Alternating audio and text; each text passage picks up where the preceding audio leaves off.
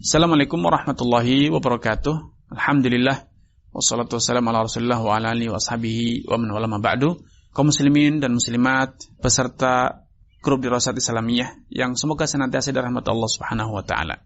Pada sesi sebelumnya kita telah menyelami pernyataan Al-Imam Al-Muallif Abu Syuja' rahimahullah taala dalam kitabnya Matnul Ghayah fil Ikhtisar dalam babun nikah.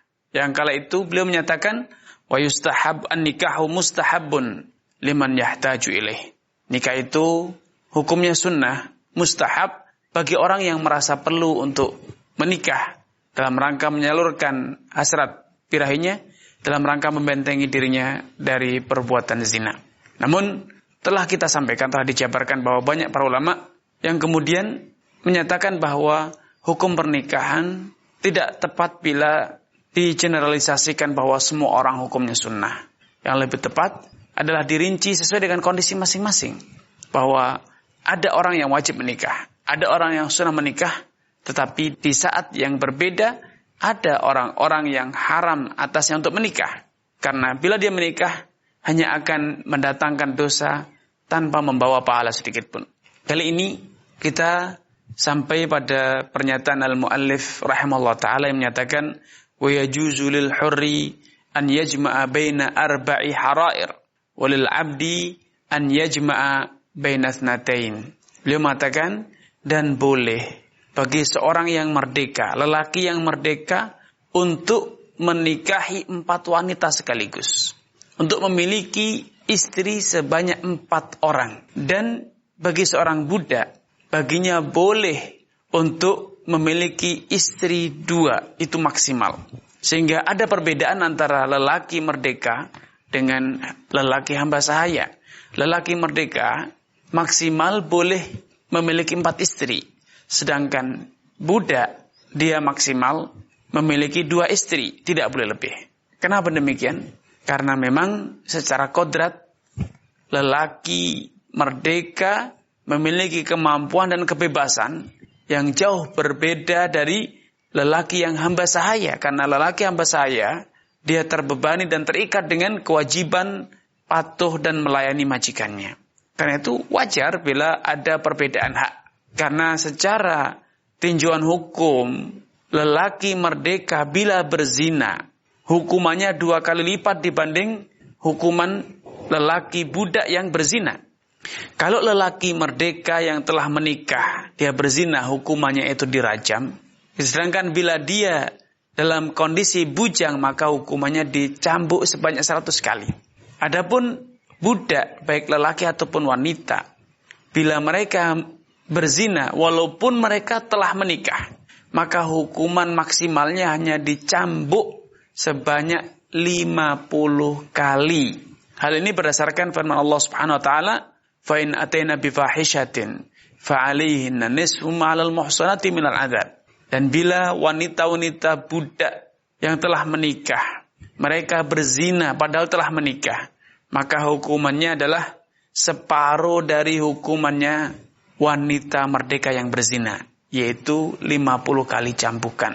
Karena hukumannya separuh dari yang merdeka, maka kemudian para ulama menggunakan analogi terbalik atau qiyasul aks. Berarti haknya wanita budak, demikian pula lelaki yang berstatus sebagai budak haknya hanya separuh dari lelaki merdeka. Kenapa? Karena kewajiban sebanding dengan hak. Kewajiban dia sebanding dengan haknya. Hak dia, kewajiban dia atau tanggung jawab dia, konsekuensi dan resikonya hanya dihukumi cambuk 50 kali. Maka logikanya hak dan kewenangannya pun juga separuh, karena hak dan kewajiban itu berbanding lurus. Nah, dalam pernyataan Al-Muallif ini, Al-Muallif rahimahullah ta'ala menggunakan satu kata yang sangat tepat dan sangat indah, mencerminkan akan kefakihan, akan level dan tingkat serta kedalaman ilmu beliau. Beliau mengatakan ya juzulil hurri, boleh bagi seorang yang merdeka itu untuk berpoligami, menikahi 4 wanita sekaligus. Redaksi pernyataan beliau hanya mengatakan yajuz, boleh. Berarti bukan wajib. Juga bukan sunnah. Itu menurut penjelasan beliau. Karena beliau hanya mengatakan yajuz, boleh. Boleh dilakukan dan juga boleh tidak. Bukan suatu kewajiban. Sekali lagi, redaksi penjelasan beliau sangat jelas. Beliau katakan yajuzu, boleh, mubah. Sehingga di sini dapat disimpulkan bahwa menikah untuk kedua kalinya, ketiga dan keempat, menikahi wanita kedua, ketiga dan keempat, menurut penjelasan Al-Imam Abu Syuja', dan ini adalah mazhab Al-Imam Syafi'i, berbeda dengan menikah untuk kali pertamanya.